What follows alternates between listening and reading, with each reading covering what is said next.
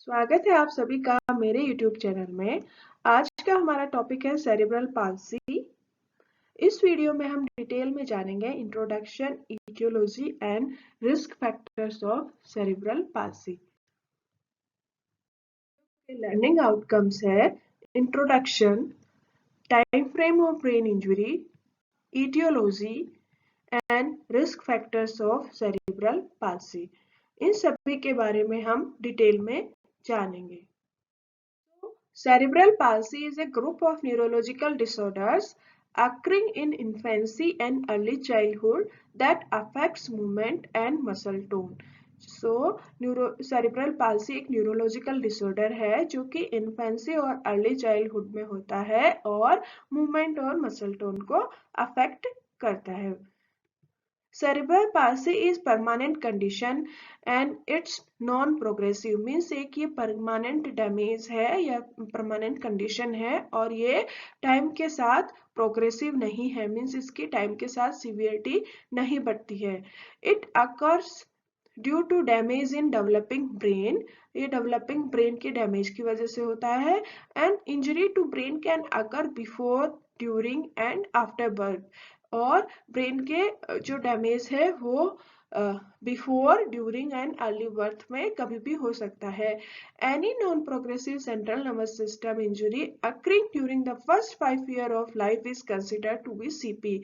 सो आपको यहाँ कंफ्यूज नहीं होना है, कई जगह आपको ये फर्स्ट 2 ईयर ऑफ लाइफ भी मिलेगा। सो बस आपको ये ध्यान रखना है कि कोई भी non progressive central nervous system injury जो कि फर्स्ट 5 ईयर ऑफ एज में हो वो सेरिब्रल पाल्सी के अंडर में आएगी। अब हम सेरिब्रल पाल्सी की डेफिनेशन के बारे में जानते हैं। Cerebral palsy is a group of permanent but not unchanging. Okay, हमने पहले भी डिस्कस किया है कि सेरिब्रल पाल्सी परमानेंट और नॉन प्रोग्रेसिव डिसऑर्डर है और cerebral palsy is a disorder of movement or and posture and motor function which are due to a non-progressive interference, lesion or abnormality of the developing or immature brain. So आपको समझ आ गई होगी definition. हमने जो भी पहले cerebral palsy के introduction में जाना उसको हमने एक पैराग्राफ में फ्रेम किया है और आप जब भी सेरिब्रल पाल्सी की डेफिनेशन लिखेंगे तो आप इसको सेम इसी वर्डिंग में लिखिए। ओके, ये सेरिब्रल पाल्सी की डेफिनेशन है। आपको काफी जगह अलग अलग डेफिनेशन मिलेगी पर आप कोई भी एक डेफिनेशन चूज करके उस डेफिनेशन को फॉलो कर सकते हैं या फिर उस डेफिनेशन को यूज कर सकते हैं। अब हम time frame of brain injury के बारे में जानेंगे। क्यों जानेंगे? Because a diagnosis of cerebral palsy is given if the brain damage arises during one of the following period. Means अगर कोई से भी एक फॉलोइंग पीरियड में ब्रेन का डैमेज होता है तो हम उसको डायग्नोज करते हैं as a cerebral palsy. So first है प्रीनेटल पीरियड। प्रीनेटल पीरियड कौन सा होता है? Conception to the onset of labour. Means जब बेबी कंसीव हुआ वहां से लेके लेबर होने तक के पीरियड को हम प्रीनेटल पीरियड में काउंट करते हैं। अगर उस टाइम तक अगर ब्रेन में डैमेज हुआ तो हम उसको cerebral palsy due to prenatal damage of brain. Okay, next है पेरीनेटल पीरियड। इसमें क्या होता है? 28 weeks of intrauterine to 7 days of birth. Means 28 week की प्रेगनेंसी से लेके 7 दिन के बर्थ तक के जो टाइम है उसको हम पेरीनेटल पीरियड में काउंट करते हैं। नेक्स्ट है postnatal period, first 2 year of the life. Okay, जो शुरू के कुछ लोग बोलते हैं कि first 5 year of the life और कुछ बोलते हैं first 2 year of the life. पर आप कंफ्यूज नहीं होइए, आप कोई भी एक को फॉलो कर सकते हैं। मीन्स ब्रेन का डैमेज नॉन प्रोग्रेसिव होना चाहिए, वो चाहे 5 ईयर में के अंडर में हो या फिर 2 ईयर के अंडर में हो। ऐसा कंफ्यूजन क्यों होता है? Because after the age of 5 year we speak of stroke और ट्रॉमेटिक ब्रेन इंजरी। मीन्स अगर 5 ईयर की एज के बाद ब्रेन का कोई भी डैमेज होता है तो हम उसे स्ट्रोक या ट्रॉमेटिक ब्रेन इंजरी के अंडर में रखते हैं। आपको समझ आ गया होगा कि प्रीनेटल, पेरीनेटल और पोस्टनेटल पीरियड कौन कौन से होते हैं जिनमें अगर ब्रेन का डैमेज होगा तो हम किस पीरियड में अगर ब्रेन का डैमेज होगा तो हम उस पीरियड के अकॉर्डिंग डिसाइड करेंगे कि सेरेब्रल पाल्सी का रीजन क्या था और वो कौन से पीरियड में डैमेज होने की वजह से सेरेब्रल पाल्सी हुआ। हम सेरेब्रल पाल्सी की ईटियोलॉजी के बारे में जानते हैं। Cerebral palsy is the most common motor disability in childhood. Means बच्चों में सबसे कॉमन मोटर डिसेबिलिटी है। द ईटियोलॉजी ऑफ सीपी और cerebral palsy is very diverse and multifactorial. Means बहुत सारे रीजन हो सकते हैं सेरेब्रल पाल्सी होने के। The causes are congenital, genetic, inflammatory, infectious और एनोक्सियस, ट्रॉमेटिक एंड मेटाबॉलिक। इनमें से कोई भी कॉज हो सकता है सेरेब्रल पाल्सी का। The injury to the developing brain may be prenatal, natal और पोस्टनेटल। किसी भी कारण से इंजरी या किसी भी पीरियड में इंजरी होगी तो वो सेरेब्रल पाल्सी में काउंट होगी, जैसे कि हमने अभी डिस्कस किया था। As much as 75 to 80% of the cases are due to prenatal injury, with less than 10% being due to significant birth trauma और asphyxia.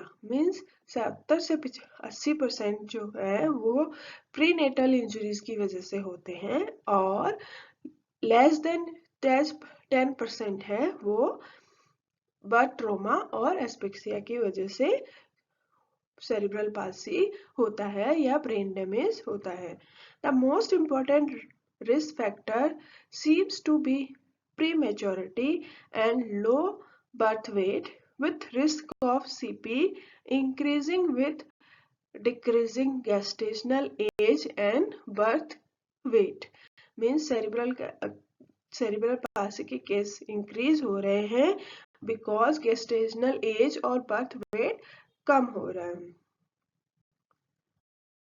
Population based strategies from around the world report prevalence estimated of cerebral palsy ranging from 1.5 to more than 4 per thousand lives births or children of a defined age range। Means अगर 1000 बच्चे जिंदा जन्म ले रहे हैं तो उनमें से 1.5 to 4% of childrens cerebral palsy के हो रहे हैं under the defined age. Means जो हमने पहले एज डिस्कस की थी 2 और 5, उस 5 ईयर ऑफ एज, उस एज में अगर बच्चे जन्म ले रहे हैं 1000 बच्चे तो उनमें से 1.5 to 4 बच्चे सेरेब्रल पाल्सी के डायग्नोस हो रहे हैं। Most of children identified with cerebral palsy have spastic cerebral palsy। Means around 77.4% जो बच्चे हैं वो spastic cerebral palsy से डायग्नोस हो रहे हैं। Over half of the children identified with cerebral palsy can walk independently। Means 58% जो बच्चे हैं वो बिना किसी की हेल्प के वॉक कर सकते हैं। 11.3% walk using the mobility devices। Means वो मोबिलिटी डिवाइसेस की हेल्प से वॉक करते हैं और 30.6% हैज लिमिटेड और नो वॉकिंग एबिलिटी। मीन्स वो वॉक नहीं कर सकते। ये उनके फंक्शनल लेवल के अकॉर्डिंग बताया गया है कि कितने कितने परसेंट बच्चे उनका फंक्शनल लेवल क्या रहता है। Many children with cerebral palsy have to have at least one co-occurring condition। Means cerebral palsy के जो बच्चे हैं उनको साथ में और भी कंडीशन हो सकती है जैसे कि एपिलेप्सी और सीजर्स भी हो सकते हैं, जो कि around 41% of children with cerebral palsy में एपिलेप्सी और सीजर्स हो सकता है।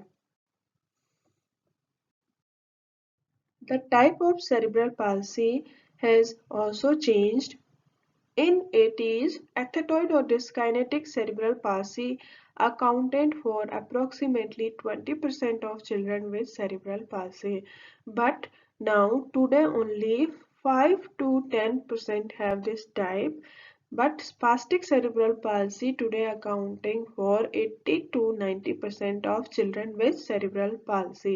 ऐसा क्यों हो रहा है? Because advance in treatment of hyperbilirubinemia. Okay, bilirubin की वजह से जो toxic bilirubin is a toxic to cell of the brain.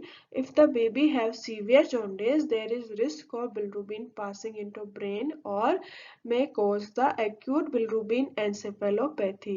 So advancement in the bilirubin toxicity reducing the ethetoid number of children with cerebral palsy.